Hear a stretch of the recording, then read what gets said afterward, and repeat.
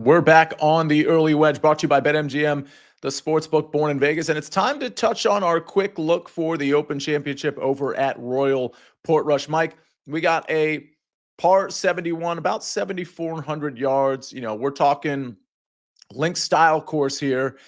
And we haven't played this one since 2019, where Shane Lowry just kind of ran away with it.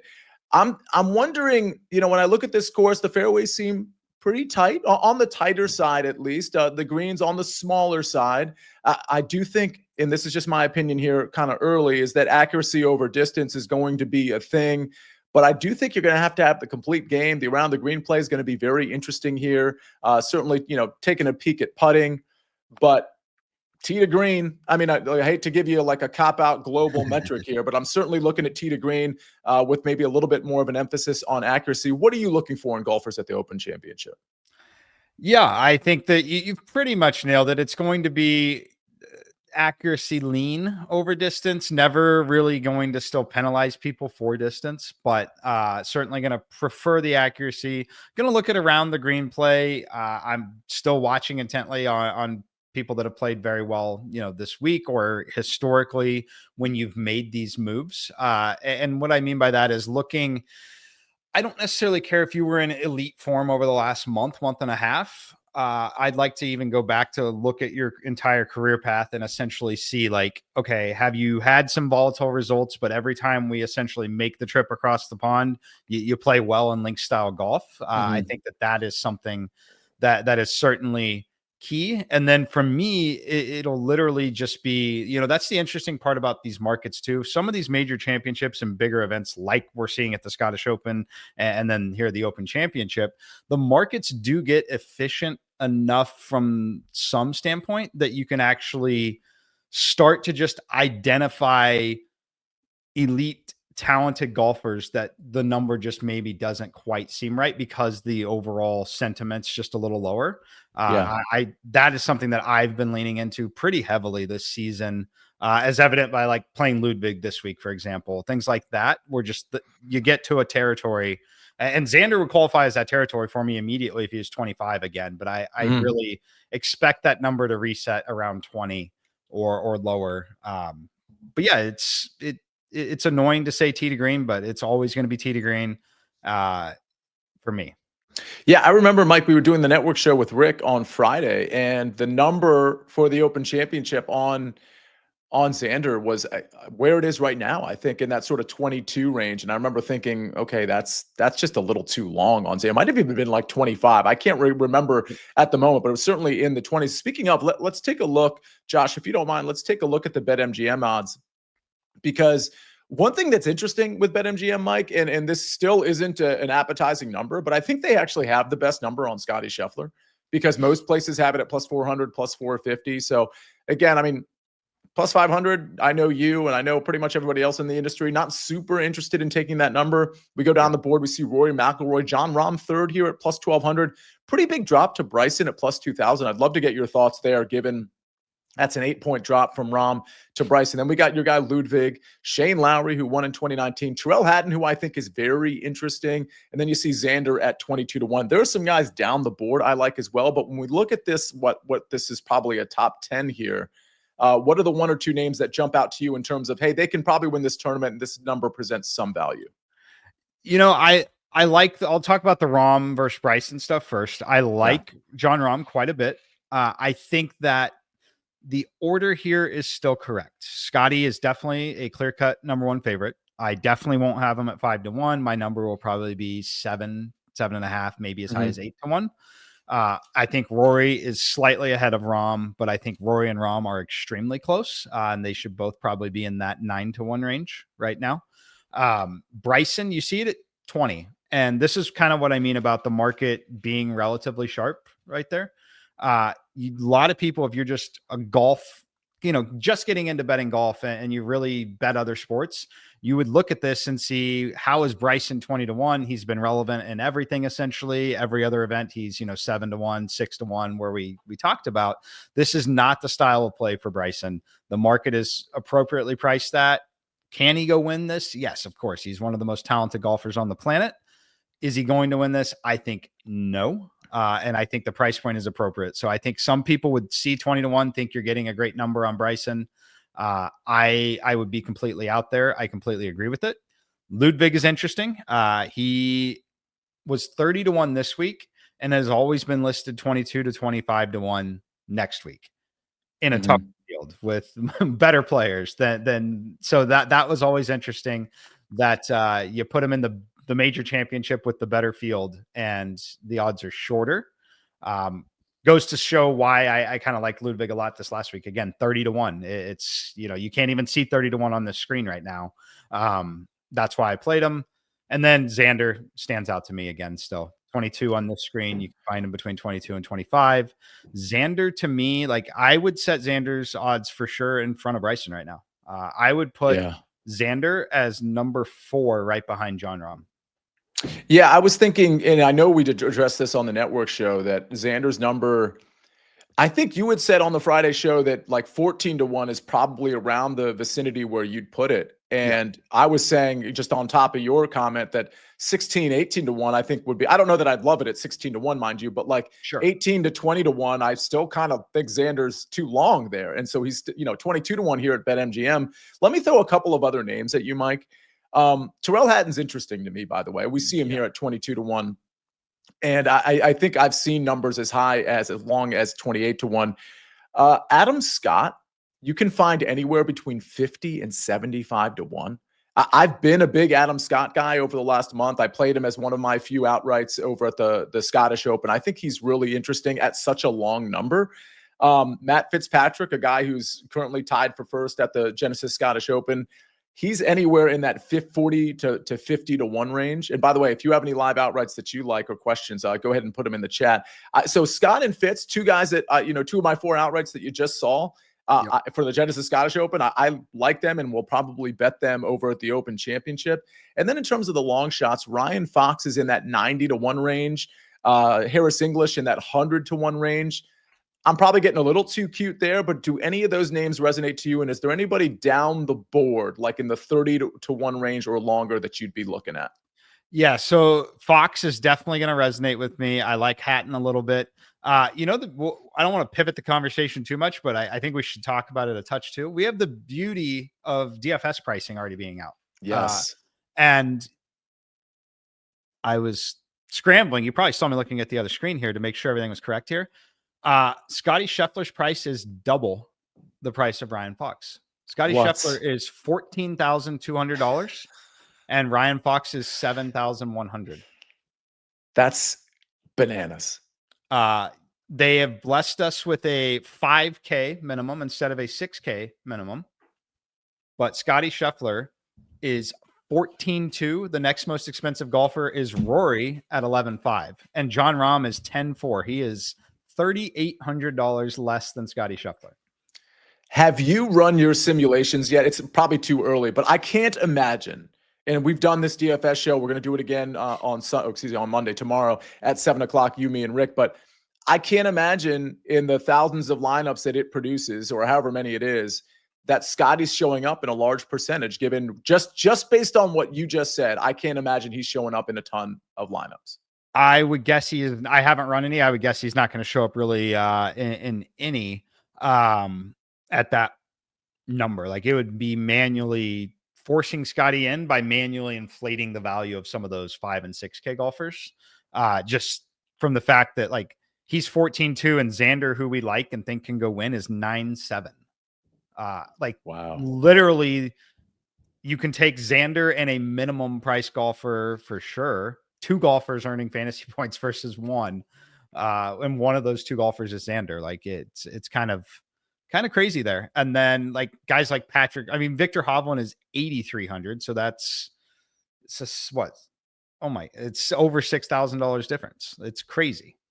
That is absolutely crazy. As I'm watching Victor Hovland out of the rough at the Scottish Open, Mutandas has a question. He basically is saying, "Hey, why are you valuing tee to green over putting so much?" Which, and this is no offense to Mutandas, it sounds like he's somewhat new to sort of the DFS and betting game. But Mike, feel free to expand on this answer, but it's mostly because, yeah, we do take a look at putting here and there, but the volatility of putting versus the sustainability of tee to green are two just massively different topics. So you can kind of pop with the putter here and there. That doesn't mean terrible putters are always going to do great with the putter, mind you, but the tee to green, those are the more sustainable numbers, especially when you're talking about things like ball striking, which of course would be off the tee and approach play.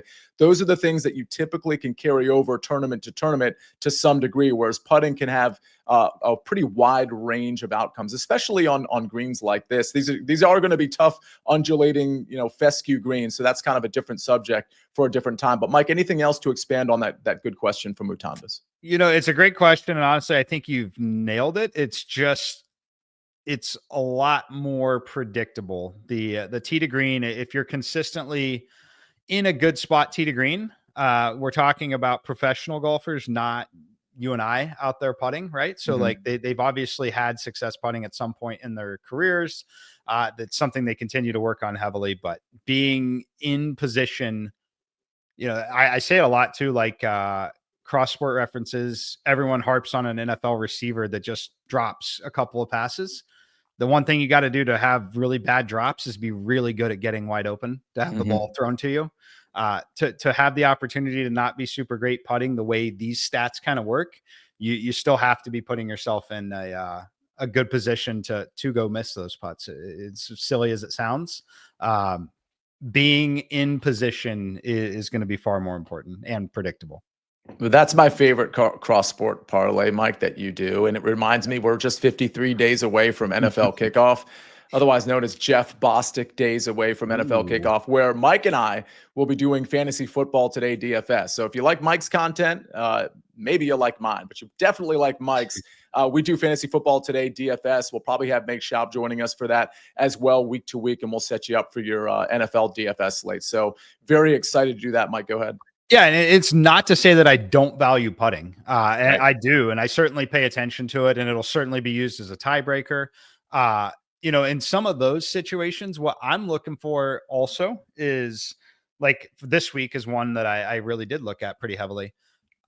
I may not go strokes gain putting, and it's kind of a noisy stat, but I will look for like 3-putt avoidance. So I want a combination of like really good tee to green, and you may not be, gaining massive strokes on the field overall putting. Just don't 3-putt, right? Just don't 3-putt. And I think the combination of essentially being really good tee to green and then also ranking relatively well in just the 3-putt avoidance, I think is an interesting combo and one that I use. Mike, Hideki Matsuyama is a guy that you've been on periodically this year. Jeff Hochstadt says Matsuyama plus 7,500. I mean, like, listen, that is a pretty big number. Your thoughts there? Yeah, it's going to be worth a sprinkle for sure. Matsuyama at 75 is always going to be interesting. Now, I'll tell you, I'd have to check some of the winner without markets and see what becomes available, but at 75, the numbers probably no, it moves a lot. Actually, you remove Scheffler and Rory, it goes to 45. So that'd be a classic case where I would play it at the 75. But yeah, I could be talked into Hideki as someone that can absolutely turn it on, and his skill set just simply does not map to that number, in my opinion. Any other names before we circle back to the Genesis Scottish Open? Any other names that catch your attention? I mean, I know Patrick Reed is a guy that you like, and if we're looking at strokes gained creativity, which I think is going to be somewhat important here and around the green play, your guy Patrick Reed is 80-1. Again, I mentioned Adam Scott. Guys like JJ Spawn and Harry Hall and Harris English, all in that 90 to 100, 110-1 range. Any other names that jumping out to you for the Open Championship? Harry Hall definitely does. And in DFS, he is somehow 6,400 in the field that again, Scotty is 14-2. So definitely going to have some interest there. I never really play him. I played him a couple years ago when he wasn't great. JJ Spawn, 6,900, I think is interesting. Again, I'm pricing DFS pricing. They're going to be similar to what we're talking about in betting market. The other guy that kind of he had a very disappointing round one, really rallied to make the cut this week. Harris English, I think Yeah. is someone that you're always catching super long numbers on at this point in his career. I think he's worth a look in some formats. The last guy I want to ask you about, because I wrote this guy down too. Just so everybody knows, I wrote down 6 names that were names of interest to me, not names that I'm already betting, but they were Hatton, Spieth, Adam Scott, Matt Fitzpatrick, Ryan Fox, and Harris English. Before the show, those are the names that I wrote down. Jordan Spieth is the one we haven't talked about at around 45-1, Mike. This is one of those cases where when you play Spieth among all of the elite talent here on the world, the World Tour, the PGA Tour, or the Live Tour, this is like a classic case of like, you're probably getting too cute. You're trying to be like a ball knower here and be like, oh, Jordan Spieth's going to win this thing. However, again, creativity. Spieth, off the tee has certainly improved his game a little bit. I think I don't know that 45-1 is long enough for me, but I think he's an interesting name. He's a very interesting name. Priced pretty fairly, in my opinion. But playable, right? So like, I think he's playable in a lot of formats. Some of those, for example, one, I love him if you're into making some of those parlays, like a make the cut parlay. I like that a lot. Mm-hmm. I think he's going to be good in DFS at 7,700. I think that's a very palatable price point for him. Yeah, I kind of like Spieth a little bit. I just looked at my updated rankings here, and I actually kind of have him a lot closer to the top 10 than I thought I would. And Josh is reminding us in the chat that strokes gained dad. It looks like he might have just had him and his wife might have just had a baby. What is it, today or yesterday? So maybe honeymoon period there. Maybe that gets him going. Oh, yeah. Okay. Thank you. Alex Jones. He says, speaking of Spieth, he just announced the birth of his second kid this morning, Sully Spieth. Oh, interesting name, Sully. Okay. I had one follow-up question here, and now the strokes gained narrative stuff is in the way.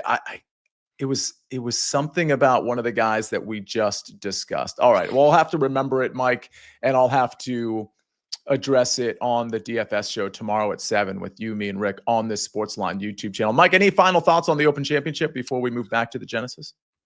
No, don't be. I don't know if the odds will come back down. I would say if you like something you've heard or like someone, don't be afraid to make a click now. There's a chance they get pulled and reset, but I think everything's been up enough that it may not. Yeah, tune in tomorrow. We'll definitely have a lot more there, and we'll definitely give an update on the weather, which I think can matter. Yeah, that absolutely could matter. It does look right now, based on the last update I got, that it's going to be raining a lot, but that the wind might not be too volatile. So to me, that does mean it might be okay to like bet some outrights early. There's probably going to be a wave advantage. Don't get me wrong, but at the same time, if the wind's not going to be blowing everybody off the course, you might be okay betting some outrights. DFS is a little bit of a different story, but we'll address that tomorrow on the DFS show. Ladies and gentlemen, that will wrap up this portion of the show where we talk about the Open Championship. So much more Open Championship stuff to discuss. Not only on the SportsLine YouTube channel, but also on CBS Sports Network this week. So you're going to want to tune in and make sure you know where all the content is. Thanks for joining us for the Open Championship portion of the first look of the early wedge.